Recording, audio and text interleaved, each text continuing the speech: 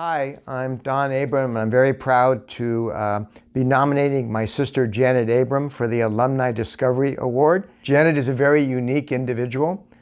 She started out with some ideas about how to take care of patients, but that was not always that acceptable at the time. Oncology for a very long time had to do with the organ system and trying to fight the cancer. But what got lost in this was the patient and who they are and how to take care of them. And I think what the vision that my sister had was you really have to have a whole picture. People weren't taking care of all the things that were the most important to the patients and their families. And what's very exciting about what's happened is not only did she do all of her ideas towards patient care for herself, but she turned it into a field.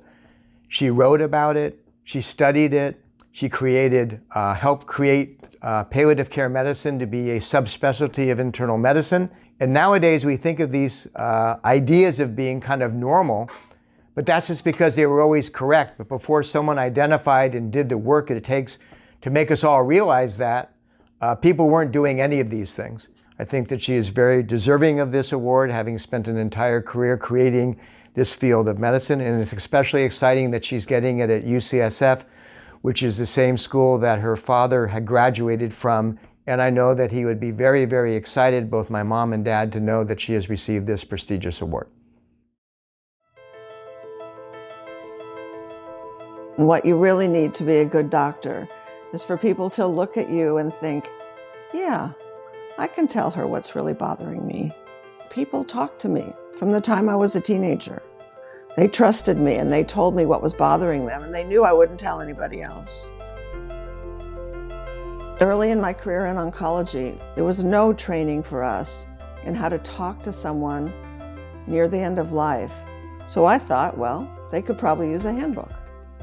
I first knew that I was going to be a doctor when I went on house calls with my father, who was a doctor. We would have conversations when I made home visits with him about what I was going to be when I grew up. As far as he was concerned, the answer was I was going to be a doctor. But UCSF, I could be my full self. There were at least 15 girls, 15 women in the class of 150, so I wasn't the only one. UCSF was my first and only choice for medical school. It was one of the only schools I know of in which you did outpatient medicine for 3 months with a pharmacy student and a nursing student. So I was imprinted on the idea of teamwork. Now, the UCSF folks sent me to Mass General as an intern. After I finished my internship, came back for chief residency, I went to Penn for my fellowship training, and Penn, like UCSF, had a VA hospital and a university hospital as part of the training. I had patients wanting me to kill them because no one had given them the medication they needed to take care of their cancer pain. I knew it would be important for me to manage the side effects of the treatments, the symptoms that the cancers caused, both for the patients and for the quality of life of their families who were watching them suffer. I decided to take a sabbatical in pain management at Sloan Kettering. And I spent 3 months just immersing myself in everything that I could learn from them. And I focused the remainder of my career on what has become known as palliative care.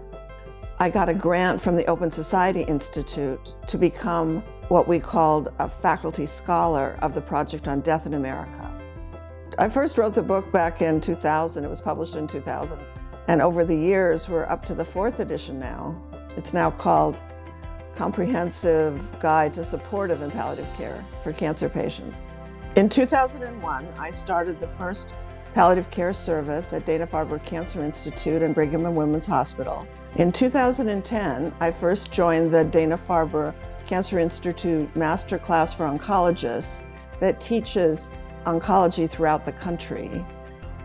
I feel really privileged to have been part of the beginning of palliative care for the United States. I think the field of palliative care is going to only grow because medicine needs it, patients need it, families need it, and practitioners need it.